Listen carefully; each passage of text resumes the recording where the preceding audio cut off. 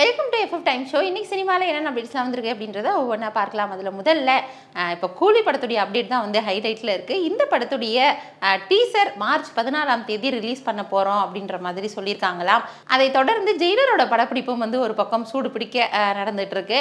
So இதில் வந்து அடுத்தடுத்து என்னென்ன அப்டேட்ஸ் கொடுக்க போகிறாங்க அப்படின்றத நம்ம வெயிட் பண்ணி பார்க்கலாம். அடுத்த அப்டேட் என்ன அப்படின்னா, இயக்குனர் ஹச்வினோத் அவங்களுடைய இயக்கத்தில் நம்ம விஜய் அவர்களுடைய நடிப்பில் ரிலீஸ் ஆக இருக்கிற படம் தான் ஜனநாயகன். ஸோ இந்த படம் அவருக்கு வந்து கடைசி படம் அப்படின்றதுனாலேயே ஒரு பெரிய எக்ஸ்பெக்டேஷன் இருக்குது. ஸோ அந்த எக்ஸ்பெக்டேஷனை ஃபில் பண்ணுற மாதிரி இந்த படம் எடுப்பாங்களா இல்லையா அப்படின்றத தாண்டி இன்னொரு ஸ்பெஷலான ஒரு நியூஸும் சொல்லியிருக்கிறாங்க. என்ன அப்படின்னா, நம்ம இயக்குநர்களான லோகேஷ் கனகராஜ் மற்றும் அட்லி, நெல்சன் போன்றவங்கலாம் வந்து இந்த படத்தில் ஒரு சீனுக்கு வர போகிறாங்க அப்படின்ற மாதிரி ஒரு தகவல் பரவிட்டு இருக்கு. எந்த அளவிற்கு உண்மை அப்படின்றத அவங்க அஃபிஷியலாக அனௌன்ஸ் பண்ணாதான் தெரியும். அது மட்டும் இல்லாமல் ரிப்போர்ட்டராக அந்த சீனில் வந்து வர போகிறாங்க, கொஸ்டின்ஸ் கேட்குற மாதிரியான ஒரு இடத்துல வந்து இருக்க போகிறாங்க அப்படின்ற மாதிரி சொல்கிறாங்க. ஏற்கனவே செய்தியாளர்களை வந்து விஜய் அவர்கள் சந்திக்கலை அப்படின்றது ஒரு பெரிய குற்றச்சாட்டாக வைக்கப்பட்டு இருக்கு. ஆனால் படத்தில் வந்து அவர் இந்த மாதிரியான சீன்ஸ்லாம் வந்து நிறைய வைப்பாரோ என்னவோ அப்படின்ற மாதிரி சொல்லிட்டு இருக்கிறாங்க. ஹச்வினோத் அவங்களுடைய இயக்கத்தில் ஜனநாயகன் படம் எதிர்பார்ப்பையும் மீறி அதிகமான ஒரு கலெக்ஷனை வந்து வின் பண்ணுமா அப்படின்றது இன்னும் வந்து தெரியல. ஏன் அப்படின்னா, இது அவருடைய கடைசி படம் அப்படின்றதுனாலையும் அவர் வந்து பொலிட்டிக்கலாக அவர் சில ஸ்டாண்ட்லாம் வந்து எடுக்கிறதுனாலையுமே இந்த படத்திற்கு ரசிகர்கள் அதிகமாக போகிறதுக்கான வாய்ப்பு இருக்குது அப்படின்னு பார்க்கப்படுது. அடுத்த அப்டேட் என்ன அப்படின்னா, PS மித்ரன் அவங்களுடைய இயக்கத்தில் நம்ம கார்த்தி அவங்களுடைய நடிப்பில் சர்தார் 2 படம் வந்து ரிலீஸ் ஆக இருக்குது அப்படின்றத பற்றி நம்ம நிறைய பேசியிருந்தோம். அந்த வரிசையில் இப்போ என்ன சொல்லியிருக்காங்க அப்படின்னா, இந்த சர்தார் 2 படம் வந்து பெரிய பட்ஜெட்டில் பண்ணுறாங்களாம். சர்தார் 1 படத்தை எடுத்ததை விட 3 மடங்கு பட்ஜெட்டில் இந்த சர்தார் 2 படத்தை வந்து எடுத்திருக்காங்க அப்படின்ற மாதிரி சொல்கிறாங்க. இந்த சர்தார் படத்தை மேக்ஸிமம் தீபாவளிக்குள்ளே வந்து ரிலீஸ் பண்ணணும் அப்படின்றதுல ரொம்ப உறுதியாக இருக்காங்க அப்படின்னு சொல்லப்படுது. ஏற்கனவே தீபாவளி ரிலீஸ்க்கு நிறைய படங்கள் காத்துட்டு இருக்க நிலையில் அந்த ரேஸில் கார்த்தி அவங்களுடைய சர்தார் படமும் வெற்றி பெற போதா இல்லையா, அந்த இதை வந்து ரிலீஸ் பண்ணிடுவாங்களா அப்படின்றத நம்மளும் பொறுத்திருந்து பார்க்கலாம். அடுத்த அப்டேட் என்ன அப்படின்னா, மலையாளத்தில் 2018 அப்படின்ற ஒரு ஃபிலிம் வந்துச்சு. இந்த ஃபில்மை ஜூட் ஆண்டனி அவங்க வந்து இயக்கியிருந்தாங்க. அந்த படம் பெரிய அளவில் பேசப்பட்டுச்சு அப்படின்றத தாண்டி நிறைய மக்களுடைய எமோஷனலை தூண்டுச்சு அப்படின்ற மாதிரி சொல்லலாம். ஸோ அவருடைய இயக்கத்தில் சிம்புவை வச்சு ஒரு ஸ்டோரி பண்ணணும் அப்படின்ற மாதிரி சொல்லியிருந்தாங்க. அந்த சிம்புடைய ஸ்டோரி விலகிறதுனால அதுக்கப்புறமா இந்த படத்துக்கு ஆரியாவை கமிட் பண்ணணும் அப்படின்ற மாதிரி சொல்லியிருந்தாங்க. ஆரியாவுக்கும் ஒரு ஸ்டோரியும் சிம்பு அவங்களுக்கும் ஒரு ஸ்டோரியும் வைக்கப்பட்டதாகவும் சொல்லப்படுது.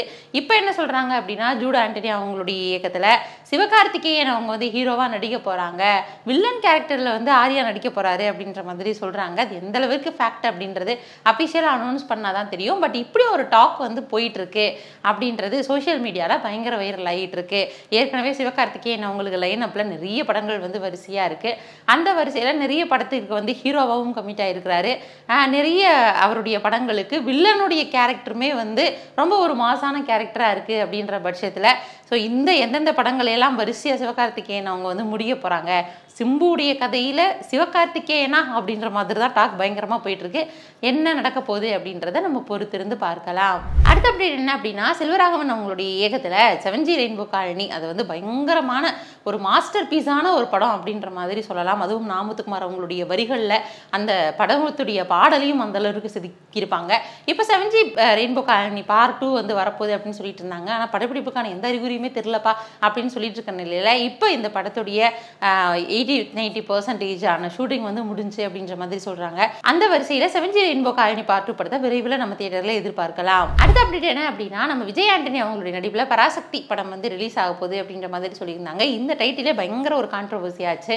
அது மட்டும் இல்லாமல் ஏற்கனவே சிவகார்த்திகேயன் அவங்களுடைய படத்துக்கும் பராசக்தி அப்படின்னு பேர் வச்சிருக்காங்க. சிவாஜி அவங்களுடைய பராசக்தி யாருமே வாங்கக்கூடாது அப்படின்ற மாதிரி பெரிய கான்ட்ரோவர்சியே போச்சு. இதெல்லாம் வந்து இந்த கான்ட்ரோவர்சி முடிஞ்சு கடைசியில் சிவகார்த்திகேயன் அவங்களுக்கே வந்து பராசக்தி படத்தை ஒதுக்கிட்டாங்க. இப்போ தெலுங்கு போன்ற மொழிகளில் இந்த விஜய் ஆண்டனி அவங்க நடிக்கக்கூடிய படத்திற்கு வந்து பத்ரகாளி அப்படின்னு பேர் வச்சிருக்கிறாங்களாம். தமிழில் இருக்கிற சக்தி திருமகன் இன்னுமே வந்து சக்தி திருமகனாக தான் இருக்குது. ஆனால் அவுட் சைடில் பத்ரகாளி அப்படின்னு சொல்லி நேம் சேஞ்ச் பண்ணியிருக்காங்களாம். இந்த படத்தோட மாசான அப்டேட் ஈவினிங் 5 o'clock ஒன்று இருக்குது அப்படின்ற மாதிரி சொல்லியிருக்கிறாங்க. ஸோ மேபி டீசராக தான் இருக்கும் அப்படின்னு எதிர்பார்க்கப்படுது. ஸோ அது மட்டும் இல்லாமல் இப்போ மார்ச் 12ஆம் தேதி ஈவினிங் அப்படின்ற மாதிரி சொல்லியிருக்கிறாங்க. விரைவில் இந்த டீசரை வந்து நம்ம எதிர்பார்க்கலாம். அடுத்த அப்டேட் என்ன அப்படின்னா, நம்ம மாதவன், சித்தார்த் மற்றும் நயன்தாரா அவங்களுடைய நடிப்பில் தனித்தனியாக பல்வேறு படங்கள் இருந்தால் கூட இவங்க 3 பேரும் சேர்ந்து நடிக்கிற படம் தான் வந்து டெஸ்ட். இது வந்து டைரெக்டாகவே OTTயில் வந்து ரிலீஸ் பண்ணணும் அப்படின்ற மாதிரி சொல்லிட்டாங்க. நெட்ஃப்ளிக்ஸில் ரிலீஸ் ஆகும் அப்படின்ற மாதிரி இருக்குது. சசிகாந்த் வந்து இந்த டெஸ்ட் படத்தை வந்து இயக்கியிருந்தாரு. ஸோ அது மட்டும் இல்லாமல் இந்த படத்தில் இப்போ வந்து ஃபர்ஸ்ட் சிங்கிள் வந்து ரிலீஸ் பண்ணியிருக்கிறாங்க. முக்கியமாக சிங்கர் சக்திஸ்ரீ அவங்க வந்து இந்த படத்திற்கு இசையமைப்பாளராக அறிமுகமாகறாங்க. ஸோ அவங்களுடைய இசையில் டெஸ்ட் படம் எந்த அளவிற்கு வரவேற்பை பெறப்போகுது அப்படின்றத நம்ம பொறுத்திருந்து பார்க்கலாம். அடுத்த அப்டேட் என்ன அப்படின்னா, நம்ம இயக்குனர் அட்லி அவங்களுடைய இயக்கத்தில் சல்மான் கான் வச்சு ஒரு படம் வந்து பண்ணிட்டு இருக்காங்க. இன்னொரு பக்கம் அந்த படம் வந்து கொஞ்சம் போஸ்ட்போன் ஆகப்பாது அப்படின்ற மாதிரி சொல்லியிருக்காங்க. ஏன் அப்படின்னா, இன்னொரு பக்கம் அல்லு அர்ஜுனை அவங்களையும் வந்து கமிட் பண்ணியிருக்கிறதா அட்லி அவங்களுடைய தரப்புல வந்து சொல்றதா சில வட்டாரங்கள்லாம் தெரிவிக்கிறாங்க. அது மட்டும் இல்லாமல் இந்த படத்தில் நம்ம அல்லு அர்ஜுன் அவங்க நடிக்க போகிற படத்தில் சிவகார்த்திகேயன் அவங்களுமே ஒரு முக்கியமான கேரக்டரில் வந்து வராங்க அப்படின்ற மாதிரி சொல்கிறாங்க. ஏற்கனவே ஜூட் ஆண்டனி அவங்களுடைய இயக்கத்தில் சிவகார்த்திகேயன் மற்றும் ஆரியா வரப்போகிறதா சொன்னாங்க. இப்போ அல்லு அர்ஜுன் மற்றும் சிவகார்த்திகேயன் அவங்க வந்தாங்களே ஒரு பேன் இந்தியா மூவியாக வந்து சிவகார்த்திகேயன் அவங்களுடைய கையில் இருக்குது அப்படின்றத நம்ம எதிர்பார்க்கலாம். ஸோ சிவகார்த்திகேயன் அவங்க அமரன் படத்தில் பயங்கர சக்ஸஸ் கொடுத்தாங்க. அடுத்தடுத்து நிறைய லைனப்ஸ் படங்களில் இருக்குது. நிறைய ஆக்ஷன்ஸ் அண்ட் வைலன்ஸான படங்கள்லாம் கூட அவருடைய கையில் இருக்குது. அவர் எந்த அளவிற்கு பெர்ஃபார்ம் பண்ண போகிறாரு, இந்த அமரன் படத்துடைய வெற்றியை அடுத்து வரக்கூடிய படங்களில் அவர் வந்து தக்க வைக்க போகிறாரா இல்லையா அப்படின்றத நம்ம பொறுத்திருந்து பார்க்கலாம். இது மாதிரி சினிமாவில் நிறைய விஷயங்கள் நாள்தோறும் நடந்துட்டு இருக்கு. நம்மளும் தொடர்ந்து பேசிகிட்டு இருக்கோம். தொடர்ந்து பேசலாம். அதுவரை இணைந்தே இருங்கள். இதே fap time show. By from Devika.